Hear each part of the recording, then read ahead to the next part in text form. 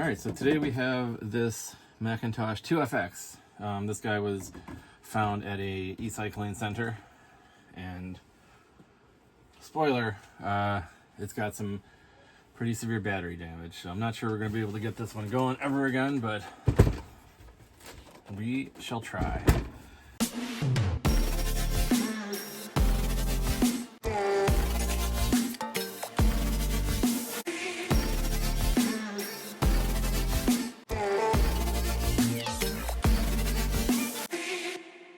So it's got these Apple 2GS style clips on it.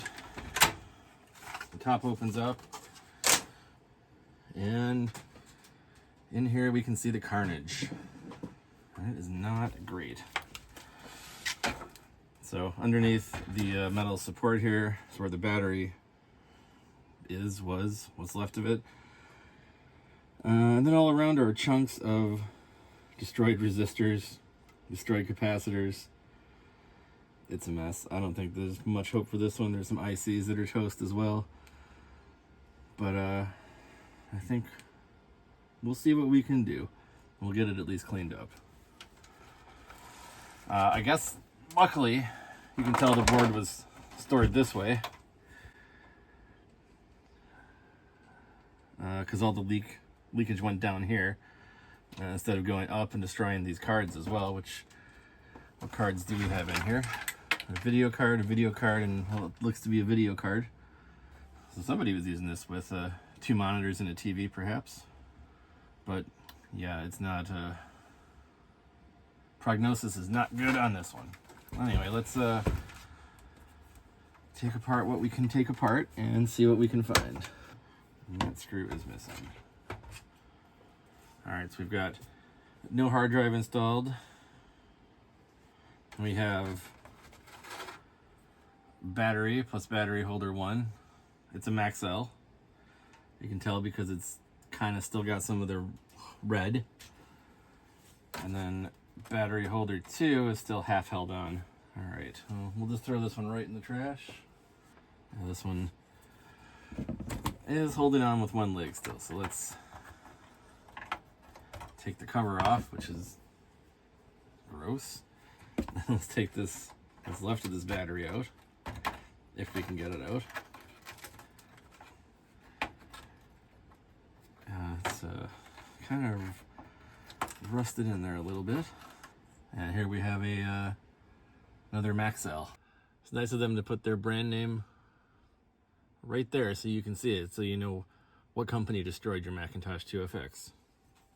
All right, and then inside here, the damage is pretty severe down here. There's, looks like a crystal that's just completely come off the board here.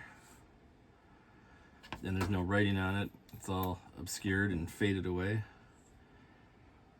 Well, that's not good. There's a chunk of something. This might have been a battery holder. There's this component. This might have been a capacitor at some point in its life. There's just more chunks of metal. Here's definitely part of a capacitor in there. Oh, that's just unfortunate. So you can see along the board here, the battery was here. I think the other battery was up there, or was that where the crystal was? I guess I don't know where the second battery actually would go here. But anyway, you can see that there's a whole bunch of missing components. The silk screens are here, so there would be a resistor here. And this one looks like it's here still. This little component's gone. Resistors.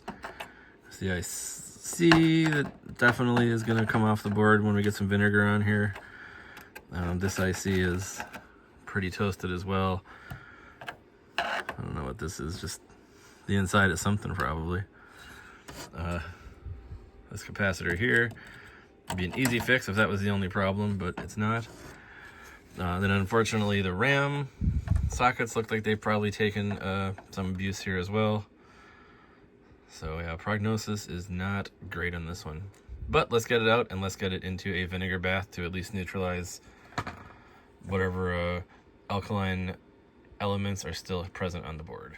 So this is the vinegar I like to use. It's 6%. You can get this in the cleaning section of most stores. I get mine at Target, I think. So I'm just going to pour that directly onto the board here.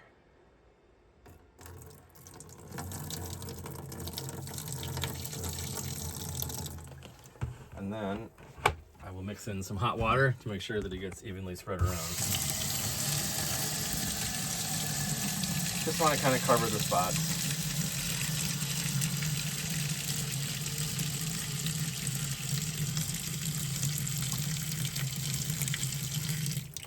All right, now we're just going to let it soak and see what it can dissolve. All right, it's been soaking for quite a while here, so I'm just going to go ahead and... Oh, there was a SCSI terminator on that bus. Okay. So I'm going to go ahead and pull the drain here. And we'll just give it a rinse under hot water. And now we can see there's a bit of goo left here. We'll have to try to get off. The RAM slots definitely have some corrosion in them, which is not great. Of course, the switch fell off, the crystal fell off. This chip here, as I was noticing, has come off. I don't even know what this one is for, but as you can see, the legs have basically corroded away to nothing. It's got one leg left. Now, what we can do is Dremel off the side of the chip, and if the corrosion hasn't gone into the chip, into the package, we can reuse it. I did a video on that of a Performance 600, but I'm guessing in this one the corrosion probably has gone into the package itself, and this chip is probably no good. But we'll see what we can do. So now just to let it dry off. All right, so after cleaning, you can kind of see the extent of the damage here. There's a lot of missing components in this area. We've got one battery holder that's still kind of connected on one side. The other battery holder is completely missing. You can see the crystal has just completely fallen off here. There's extensive rust on some of these components, so we'll need to either replace them or Dremel the plastic and then tie some metal to them. So this doesn't look super promising, to be completely honest. Now, one of the things Apple did with the Macintosh 2 line is that if you had purchased an original Macintosh 2, you could upgrade to a 2FX. It was just a logic board swap. So a lot of people did that, and this one obviously says 2FX, so this was purchased as a 2FX. But with this board in this condition, I think what I'd like to do is the reverse upgrade, or as you might call it, a downgrade. So what I found on eBay for fairly cheap was an original Macintosh 2 board, and this one is in good shape. I mean, other than having Varda batteries on it, which isn't great. You can see that there's some corrosion here, so that's not super good, but things probably aren't as bad on this board as they are on the 2FX board. So I'd like to see if I can get this board working. Power supplies are the same for both, and maybe someday we'll get that 2FX board working, but it's not promising. Now with what came out of the case, you can see there's some rust in there still we need to deal with, but we've got the RAM that was in there, the ROM, there was this SCSI terminator, but also there was just random parts that fell out. Remember that crystal that fell out? Here it is, and it's toast. But crystals are easy to come by. Here's either the programmer switch or the preset switch, and some various other ICs here that fell out. So we'll put those in a bag and save them, but I don't think any of this stuff's reusable other than the RAM. I think the RAM's still in good shape. So let's clear the bench off and let's focus our attention here on this Macintosh 2, not 2FX board. All right, so we've got the Macintosh 2 board on the bench here. So the first thing we want to do is snip off these Varda batteries. I'm gonna leave as much lead as I can since we will need to resolder some new batteries to these, as the Macintosh 2 machines do not boot without batteries. We'll just snip those guys off. And they're marked with a positive, but obviously so is the board, twice in fact. So Just snip those guys off. Overall, they don't seem to be in bad shape at all, which is surprising for a Varta, a pair of Vartas, but you can see here that there's something that's happened to the board here, so I don't know exactly how that leaked, but we do need to clean it up. So I think the first thing I'm going to do here, get some 99% isopropyl alcohol, and we'll just clean up this area a little bit. Now these alkaline batteries are obviously alkaline, hence the name. So to neutralize them, we need to use an acid.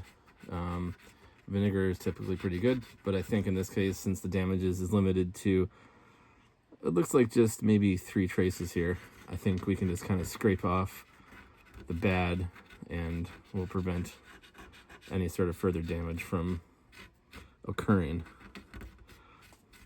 So I'm also seeing, I guess, a little bit of damage on this trace as well here. So I didn't notice that at first because I think the battery was connected. So we'll just clean up what we can here. I'm not seeing any of these ICs that are affected by the corrosion on here. It really looks like it's just these 3 traces here. The one that goes under this UC7 lettering, this UC8 lettering, and then I think perhaps the very first small trace here. We'll want to check all these traces out because it is possible that damage is a little further than we can see. And that's what the multimeter is for. Let's tone it out. So I think we got a lot of the external gunk off. There's definitely some gunk under the traces here. And we'll just need to scrape that off, I guess, with the tweezers. All right, so I'm just going to carefully use my tweezer here and kind of just scrape this crap away. Actually, no, I've got a fiberglass pencil somewhere that might work a little bit better for that. So this is just a fiberglass pencil. If we twist it, we can see the fiberglass coming out of the end there. Let's use that to scrape away some of this grime. You see we're exposing the copper underneath, which appears to actually be in good shape. Surprising. So again, we're doing this because we don't want this corrosion to keep spreading. We need to excise it as if it was a tumor in a body. If we leave it in there, it's just going to continue to spread. So we want to carefully remove it, but without removing too much around it. Yeah, sorry if you can't quite see with my hand in the way there. All right, let's clean that up and see what it looks like so far. I see some more stuff on there still, so we'll want to do a little bit more work, but I think we're making good progress. Turn on just a little bit, I guess, there. Yeah, I think we got a lot of it, a little bit here still, and maybe a little bit here, right where the UC7 lettering is, and then a little bit here by this wire for this second battery, and definitely some here as well. All right, well, we'll keep grinding away with the pencil until it's all gone. And surprisingly, the traces look like underneath they're in very good shape. I haven't seen any breaks so far, but I also haven't looked super closely at them yet. If there's any spot that's going to be bad, I think it's going to be right here. All right, I am seeing some very stubborn green stuff here, so I'm going to try to scrape it with my tweezers. See if we can't make a little more progress.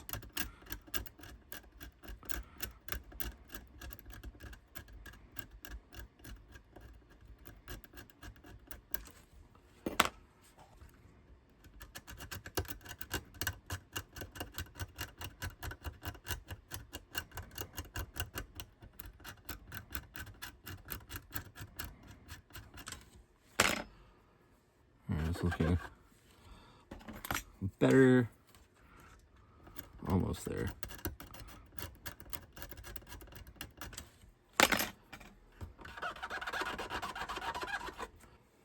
All right, so the next thing we want to do is test out continuity with our multimeter.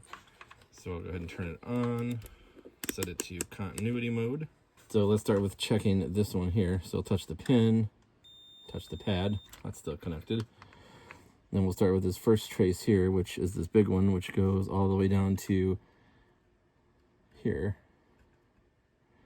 Okay, so that is a disconnected one, so we'll need to bodge that. And it's not super surprising given all the rubbing we did here. I think we got some of this copper off. All right, so from there to there, it's good. Yeah, so somewhere in here. So we're good here, and then we scraped a little too deep here. So we might actually be able to fill it in with just some solder. So we'll give that a try. All right. Then next we'll check this negative connection here. And this one runs to here. So that one's good. And then we have these smaller ones here. We'll just test this first one, which looks like it runs to here, I think. Let's have to follow it. Runs under some silk screening. And then it goes under this new bus slot. Okay. So we'll just check it at the end here where we have exposed copper. All right, it's good. We'll check the next one over. It's good. And then I think the rest of these all look like they're fine. The only one I was concerned about was the first one, but it seems to be okay. All right, so the only break we have, just to double check, is right here on this one. So let's see if we can't fix that up with a little bit of solder and some flex. So the other thing I'm going to do is I'm just going to hit these traces that are exposed now with some flex to prevent future corrosion. Not corrosion, but oxidation. Copper does oxidize quite readily. I've also got some PCB sealant that I'll use to put on the top, but we'll hit it with some solder first. All right, we're not going to need too much. So let me just start by tinning this one. All right, that should be protected now. Let's start just kind of tinning all of these here. And maybe if we get lucky tinning this first one here, we'll restore connectivity. We do want to be careful not to get any shorts. Oh, this trace in the middle doesn't look great. We're going to need to test that one out too. I think it's just the coating coming off. Oops, that's a big blob of solder there, but that's okay. It's all by itself, not imposing on anybody. Yeah, so I think we are going to need to bodge from here to here. Definitely not seeing any solder taking. I might put a little bit too much on there right at the end as well. All right, so let's check for continuity now. I think we'll see that we don't have it still. We do not. Let's check for a short between positive and negative. No short, that's good. And we still have continuity from negative to diode 4 or D4. That's good. And then we'll just check this close one here, which I think went to, I guess we didn't know where it went. We couldn't find it. We'll check the second one. And I think everything's looking good. So I did want to check this one. It's going to be a little tricky to trace. That goes way over here. All right, well, we'll get back to that one if we need to. Okay, so let's get a little bit of bodge going. We shouldn't need a ton because it's a pretty short gap. So we just want to bodge from, I mean, we could run a wire from here to D4, but I think just bodging on the trace is going to be sufficient. Let me just scrape a little more away, which I think we have some good solder points on there already. So I think I'm going to bodge actually from this point here. We'll have a nice connection there. And we'll just go ahead and run the bodge all the way down to here. Let's get a little bit more solder on D5. All right, so let's connect this end.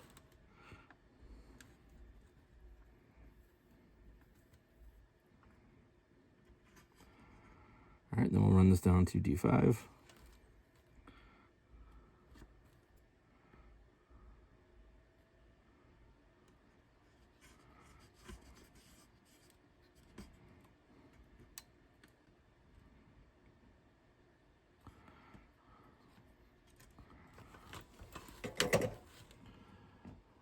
twist this off.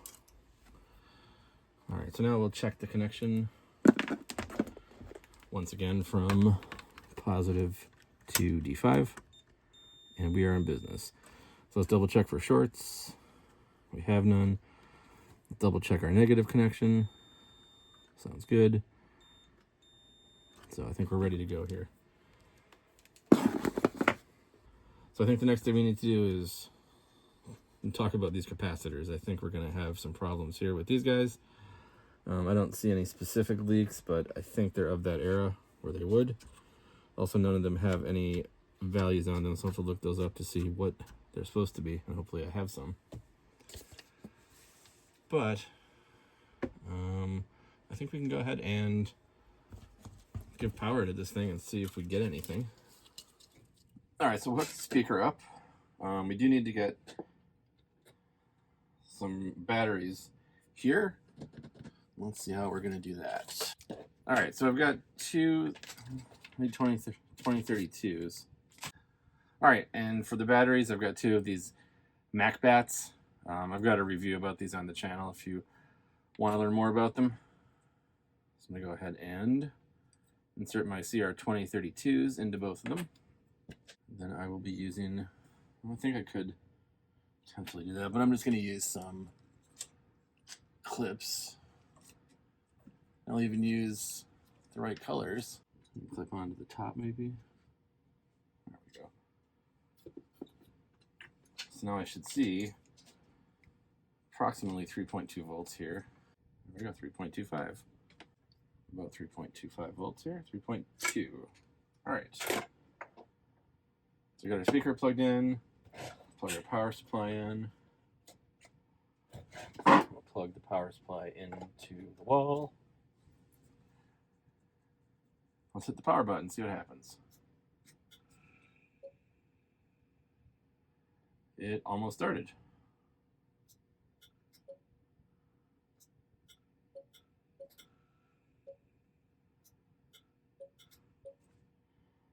Now, is that a fault of the power supply? I kind of think it might be. Because it sounds like it's not starting. It sounds like the board is ready to go, but the power supply is what's having problems. I don't know if you can see it, there's a little LED on the edge of it here that just blinks on and blinks off. So we might have a bad capacitor on the power supply as well.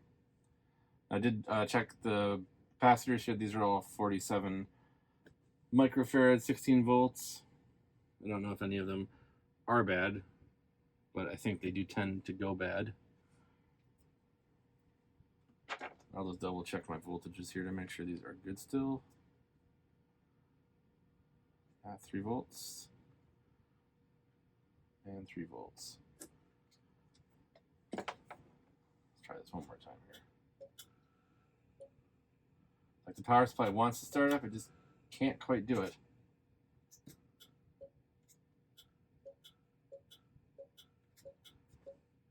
Yeah. So I think we have a problem in here. All right, fair enough. So I think the next thing we need to do is take our power supply apart, see what's going on there, and see if we can't fix that. All right, well, I think we're gonna have to end this video here. As you can see, this is where you just watched, and this gray space is where this part's gonna go. But we got a ton more video on this one to catch up in part 2. And if you thought this part was interesting, wait until you see what we do in part 2. So hopefully you stick around for that, and we will see you then.